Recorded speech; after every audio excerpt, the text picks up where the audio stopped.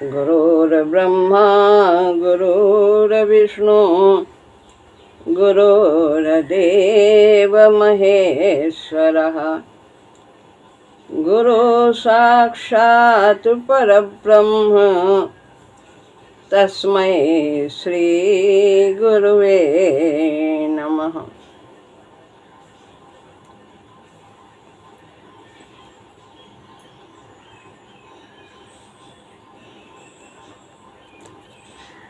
श्रीमद् भगवद गीता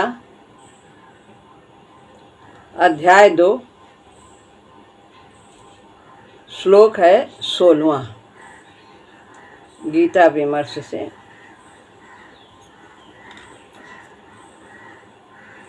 न सतो विद्यते भावो न भावो विद्यते सतः उभयोरपि दृष्टोऽन्तः त्वनयोस्तत्त्वदर्शिभिः।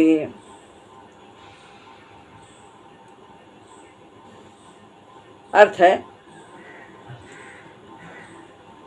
जो असत है उसका भाव होना नहीं है,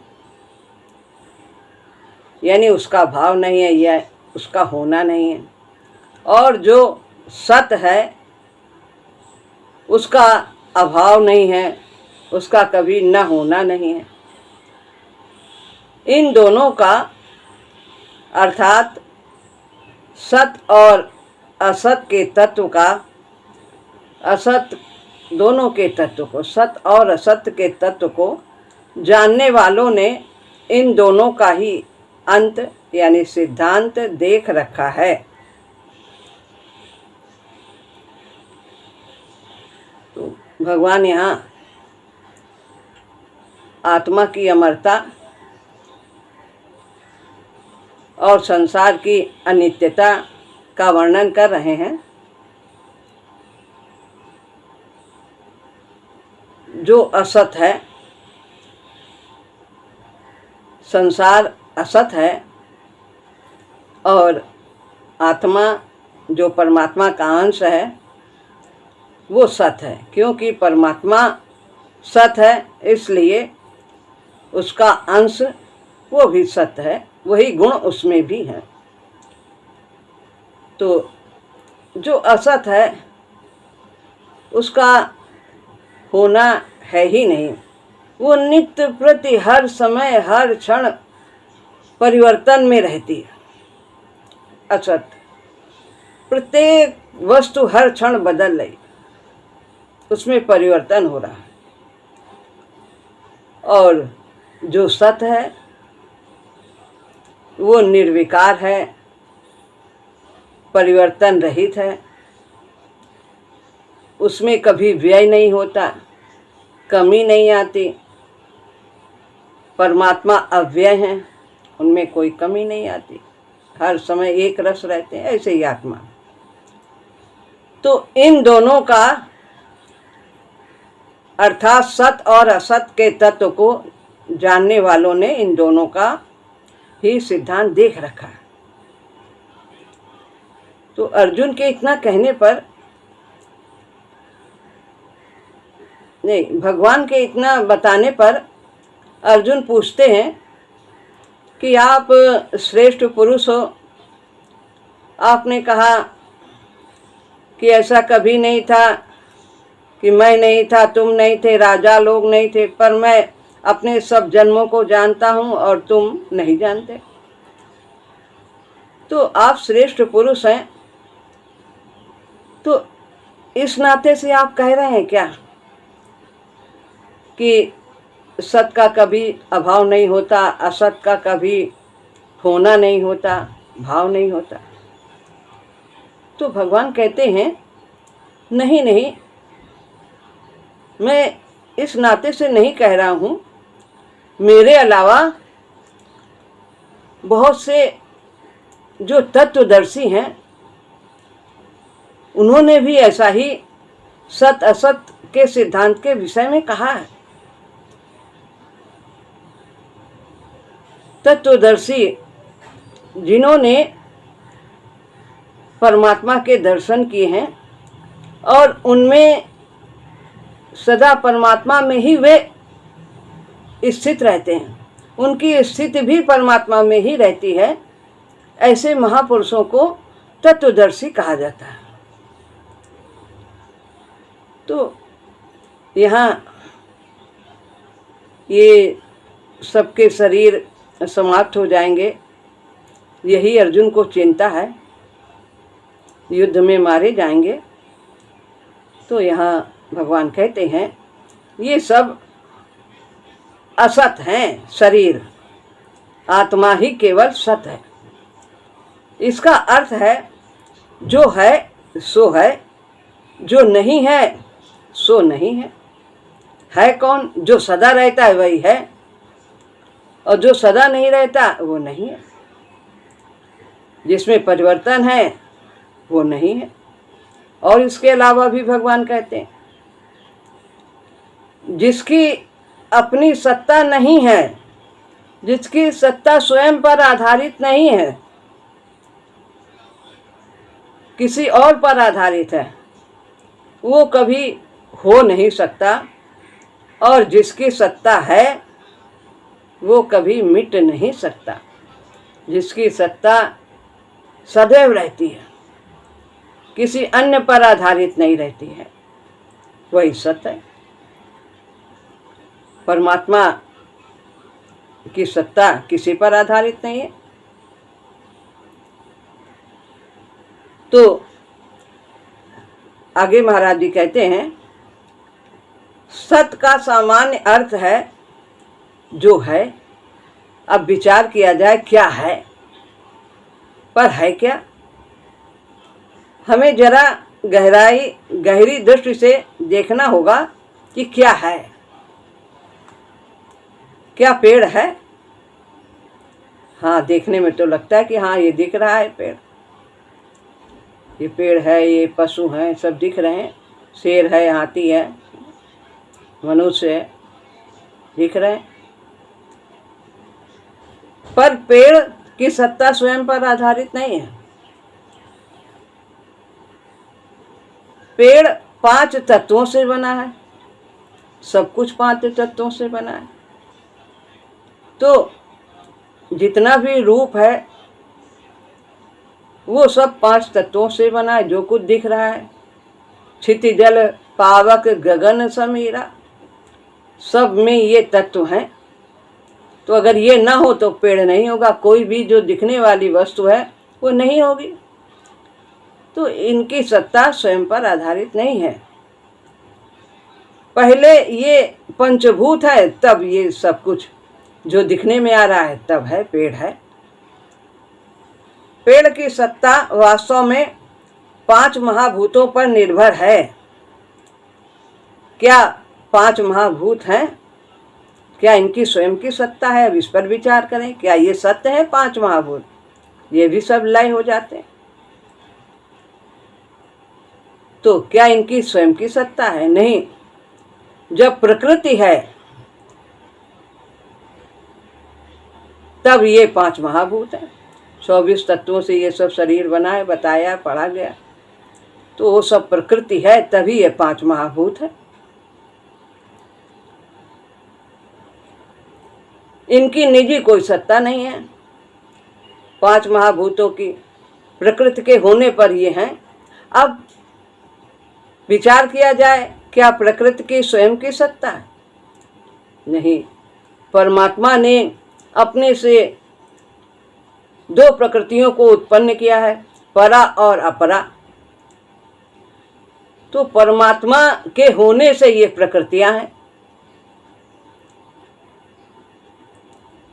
गहराई में जाए तो पता चलता है कि केवल एक अखंड सत्ता है जो प्रकृति के रूप में प्रकट होती है, परा और अपरा के रूप में। तो वास्तव में पेड़ आदि जो दिख रहे हैं वो सत्य नहीं है। जैसे पेड़ सत्य नहीं है, वैसे ये शरीर भी सत्य नहीं है। जितने भी शरीर हैं ये सब नाशवान हैं। प्रकृति की भी निजी स्वतंत्र सत्ता नहीं है। क्योंकि वो एक अखंड सत्ता परमात्मा पर आश्रित है। जिसकी निजी सत्ता है उसे सत्य कहा जाता है। सत्य की यही परिभाषा है मुख्य रूप से, जो किसी पर आश्रित नहीं है, जिसकी सत्ता स्वयं पर आश्रित है, तो केवल एक परमात्मा ही है।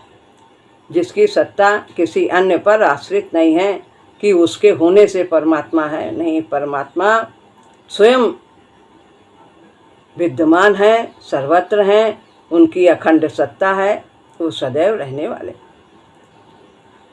यही सत्य की परिभाषा है। उसका अस्तित्व किसी दूसरी सत्ता पर निर्भर नहीं है, वही सत्य है। अतः उसका अभाव न होगा। जिसकी सत्ता स्वयं पर आश्रित है वो सदा विद्यमान रहेगा। ऐसा नहीं कि मैं भूत में नहीं था, भविष्य में नहीं रहूँगा, वर्तमान में नहीं हूँ। मैं तो सदैव तीनों काल में हूँ, भगवान ऐसा कहते हैं। और उनका जो अंश है वो भी इसी गुण से संपन्न है, आत्मा। उसका कभी अभाव नहीं होता। सत्य का अभाव नहीं होता, ऐसा कहना एक तरह से सत्य शब्द की व्याख्या करना है। उसकी सत्ता स्वयं पर आश्रित होती है और उसका कभी अभाव नहीं होता। दो बातें हैं। सत्य को आत्मा समझा जाए तो ऐसा कहने से आत्मा की अमरता का बखान होता है।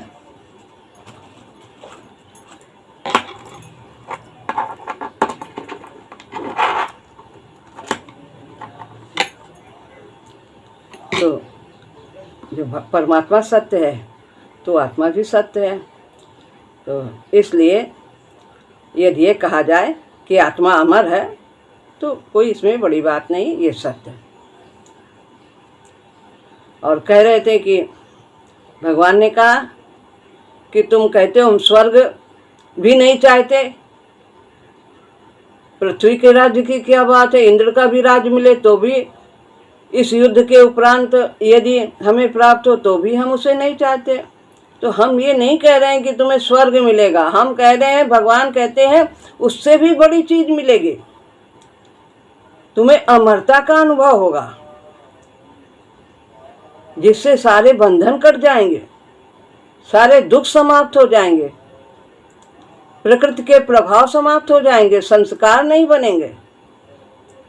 कितने भी बार आओ जाओ यहाँ पृथ्वी पर, यदि भेजा गया भगवान के द्वारा तो आने जाने में कोई संस्कार नहीं बनाएगा।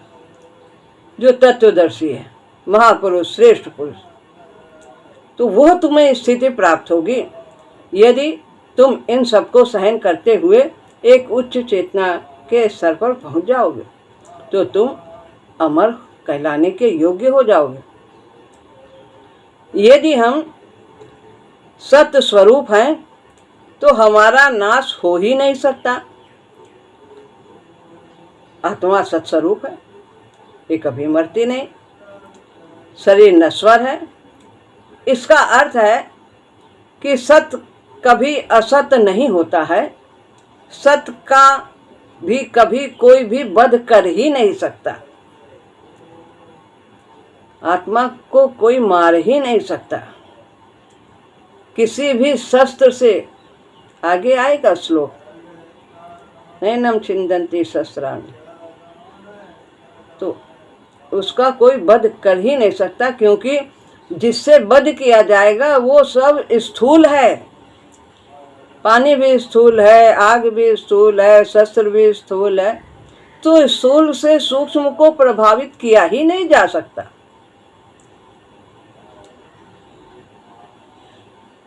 तो सत्य का कभी कोई वध नहीं कर सकता कि ये सब मारे जाएंगे, ये तुम भ्रम दूर कर दो। शरीर मरेगा, हम शरीर है नहीं। यदि वध हो जाए तो वो सत्य ही नहीं होगा। सत्य कैसा है जबकि आत्मा सत्य है। असत का कभी होना नहीं होता है। जो सब अभी बताया, पेड़ आदि का उदाहरण दे करके, जितने भी नाम रूप हैं, शरीर हैं, वे सब कि उनकी अपनी कोई सत्ता नहीं है, निजी कोई सत्ता नहीं है, वो सब किसी न किसी पर आश्रित हैं। तो ये सब असत हैं। असत का कभी होना नहीं होता। जो असत है वो कभी हो नहीं सकता, रुक ही नहीं सकता। नदी के पानी की तरह ये पानी यहाँ है, फिर वो क्षण भर में आगे चला जाता। इसी तरह सब में क्षण क्षण परिवर्तन हो रहा। देह असत है, यह केवल मात्र दिखती है, इसकी वास्तविक सत्ता नहीं है। असत का अर्थ है अनित्य, जो सदा न रहे।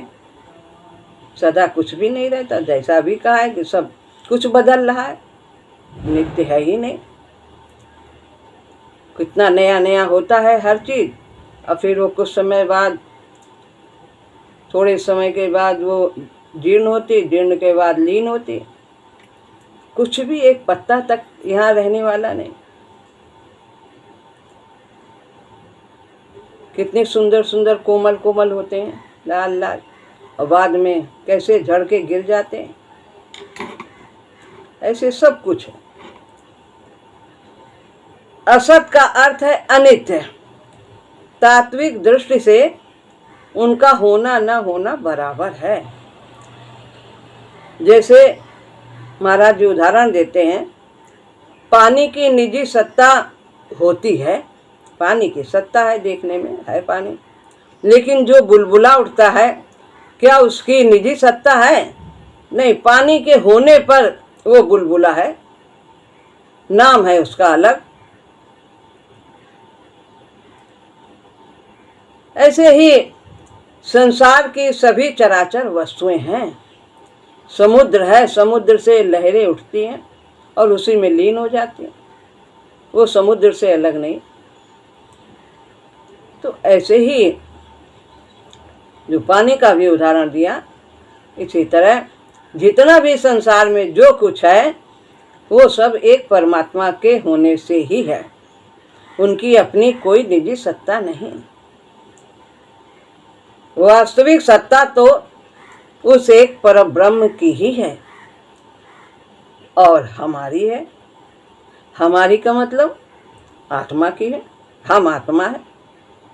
अगर हम शरीर होते तो हमारा हर समय यही नाम रहता, यही रूप रहता, पर हम कभी क्या थे, कभी आज क्या हैं। कभी पहाड़ थे, कभी वनस्पति हुए, कभी पशु हुए और मनुष्य हुए। मनुष्य में भी कितने रूप नाम सब कुछ परिवर्तन होता रहा, क्योंकि हमारी सत्ता उससे अलग नहीं है।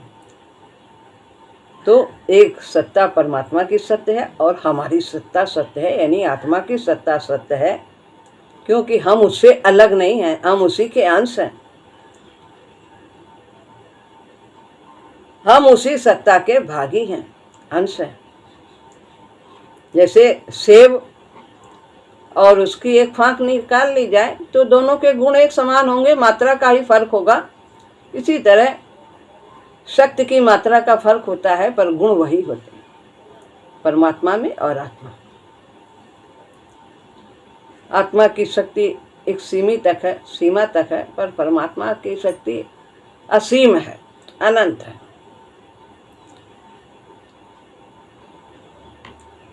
आत्मा नित्य है, वह अनित्य नहीं होता है, तो सदा रहता है। देह अनित्य है, वो नित्य नहीं होती है कि चाहो हमेशा बनाए रखो। जैसा कई राजाओं ने ऐसा सोचा, कितने तप किए, कितने जतन किए, वरदान मांगे कि हम कभी मरे ना, तो भगवान ने ऐसे वरदान ही नहीं दिए। कुछ ना कुछ ब्रह्मा जी के द्वारा, शंकर जी के द्वारा जो भी वरदान मिले, कहीं ना कहीं से रास्ता उनके मरने का बन ही जाता है, कितना भी कर लो। तो देह सदा नहीं रहती।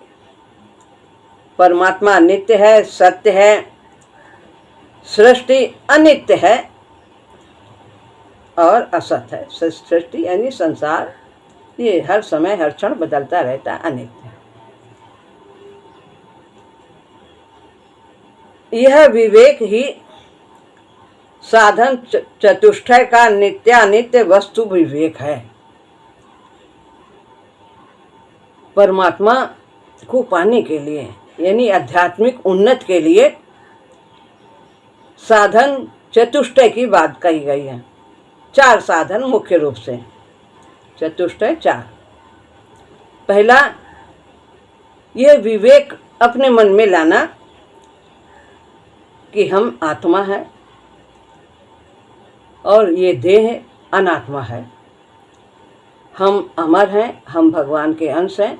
इस बात का विवेक बुद्धि में लाना, मनन करना, तो ये कल्याण के लिए यह विवेक आवश्यक है। और दूसरी बात है कि न भौतिक जगत की और न स्वर्ग आदि के भोगों की कामना रखना, आसक्ति न रखना कि हमें यहाँ का सुख मिल जाए कि वहाँ का स्वर्ग का मिल जाए सुख। तो इन सब में अनासक्त भाव होना, ये विवेक, पहली बात है विवेक होना।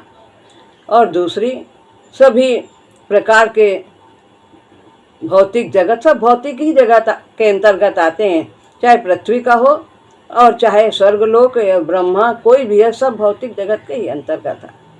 चाहे स्थूल शरीर हो, सूक्ष्म शरीर हो, सब भौतिक ही है। तो यहाँ की कहीं की कामना न रखना, अनासक्त भाव होना, न पृथ्वी के लोग के और न ही स्वर्ग आदि लोगों की कामना न रखना, तो इनसे अनासक्त रहना। दूसरी बात, ये साधन चतुष्टय में। और तीसरी बात, साधन चतुष्टय में संयम, इंद्रियों को मनमानी न करने देना। ये तो ज्ञान मार्ग में भी है और कर्म योग तथा भक्ति मार्ग में भी है, मनमानी नहीं करना। उसमें विवेक की ज़्यादा ज़रूरत है ज्ञान मार्ग में, और संयम की ज़रूरत जो भक्ति मार्ग में है या कर्म योग में, उसमें धीरे धीरे प्रभु पर आश्रित होने से, प्रभु का सुमिरन करने से संयम स्वतः ही होता चला जाता है। थोड़ा बहुत विवेक की ज़रूरत होती है, तो ये संयम ये भी आवश्यक है। और चौथा साधन है मोक्ष पाने की तीव्र इच्छा होना, तितिक्षा, अभिलाषा रखना कि हम अपना कल्याण चाहते हैं, प्रभु को पाना चाहते हैं। ये भी हमारे अंदर, जैसे संसारी व्यक्ति के अंतर्गत भोगों की कामना होती है, ऐसे आध्यात्मिक व्यक्ति के अंदर इस प्रकार की कामना होनी चाहिए कि प्रभु की प्राप्ति करनी।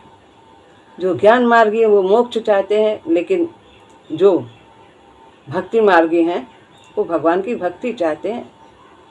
भक्ति से बड़ा कुछ नहीं है, तो कुछ भी हो, चाहे मोक्ष हो चाहे भक्ति हो, वो कल्याण की ही कामना है। तो इस प्रकार साधन चतुष्टय में इन बातों का वर्णन है, इनकी आवश्यकता है, विवेक की आवश्यकता है, और भोगों से अनासक्त होने की, संयम की, और प्रभु पाने की तीव्र लालसा होनी चाहिए, अभिलाषा होनी चाहिए आध्यात्मिक पथ पर आगे बढ़ने के लिए। अब आगे विवेक की चर्चा करते हैं। व्यवहार में आने वाली अनेक सत्ताएं उस एक ही की छाई है, उसी एक की छाया है, परछाई है, उसी का रूप है। जितना कुछ है सब भगवान की विभूतियां हैं, अनंत हैं, सब उन्हीं के रूप हैं। कुछ भी हो, एक कण भी, सब परमात्मा का ही रूप है। तो भगवान ने कहा है ना आगे 10वें अध्याय, मेरी तो विभूतियों का कोई अंत ही नहीं। मैं उसे संक्षेप में तुमसे कहूँगा। अर्जुन ने कहा विस्तार से कहो, विस्तार से सुनने की क्षमता भी होनी चाहिए, विस्तार का तो कहीं अंत ही नहीं। तो भगवान ने कहा मैं संक्षेप में कहूँगा। तो व्यवहार में आने वाली अनेक सत्ताएं उसी एक ही की छाई है, छाया है। उस एक पर ही आश्रित है, सब कुछ उसी से शक्ति प्राप्त करते हैं, उसी पर आश्रित है, उस एक में से निकली हुई है भगवान ही तो। अगमय गोचर मन बुद्धि पर बंधे प्रेम की डोर से, कोटि ब्रह्म गतिशील करे जो देखत ही दृग कोर से। आदि स्रोत सो प्रभु की सत्ता है अनंत चहुओर से। निरख छवि प्रभु झूमो नाचो हृदय कुंज में मोर से। सब तरफ वही है, सब तरफ वही।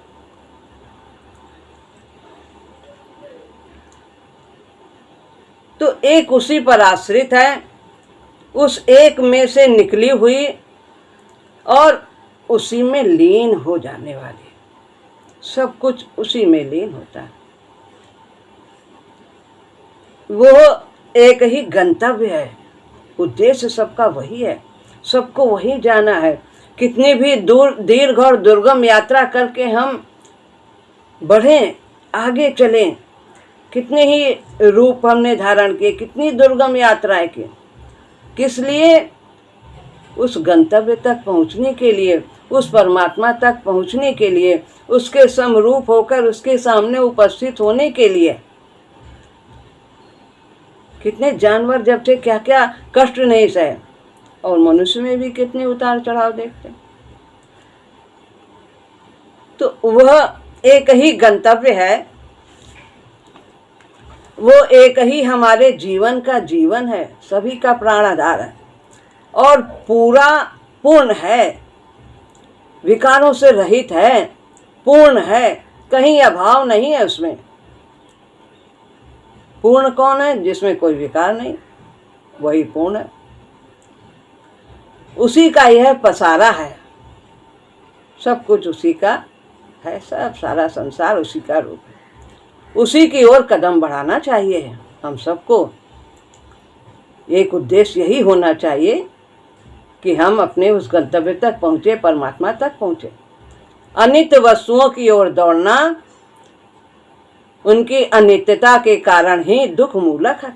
कितना भी सोचो कि ये मिल जाए तो सुखी हो जाए, कहाँ वो साथ हमारे रहने वाली। या तो वो हमसे बिछुड़ जाएंगी, या हमारा शरीर इस योग्य नहीं होगा कि उन भोगों को स्वीकार कर सके, फिर बाद में दुख ही दुख होगा।